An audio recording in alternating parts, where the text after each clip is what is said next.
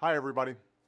Our top priority as a nation must be growing the economy, creating good jobs, and rebuilding opportunity for the middle class.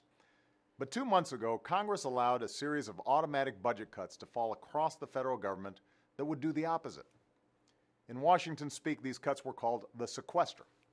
It was a bad idea then, and as the country saw this week, it's a bad idea now.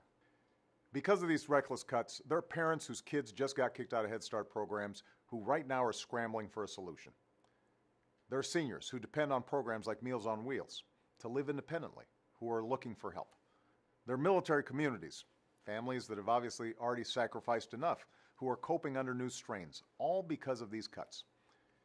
This week, the sequester hurt travelers, who were stuck for hours in airports and on planes and are rightly frustrated by it.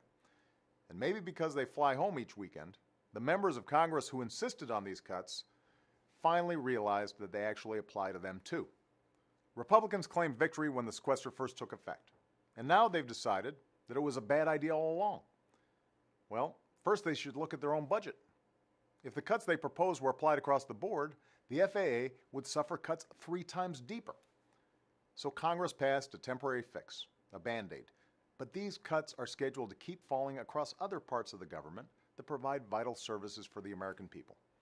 And we can't just keep putting Band-Aids on every cut. It's not a responsible way to govern. There's only one way to truly fix the sequester: by replacing it before it causes further damage. A couple of weeks ago, I put forward a budget that replaces the next several years of these dumb cuts with smarter cuts, reforms our tax code to close wasteful special interest loopholes, and invest in things like education, research, and manufacturing that will create new jobs right now. So I hope members of Congress will find the same sense of urgency and bipartisan cooperation to help the families still in the crosshairs of these cuts. Members of Congress may not feel the pain felt by kids kicked off a Head Start, or the 750,000 Americans projected to lose their jobs because of these cuts, or the long-term unemployed who will be further hurt by them. But that pain is real. The American people worked too hard for too long rebuilding from one economic crisis just to see your elected officials keep causing more. Our economy is growing, and our deficits are shrinking. We're creating jobs on a consistent basis, but we need to do more to help middle-class families get ahead and give more folks a chance to earn their way into the middle class. We can do that if we work together.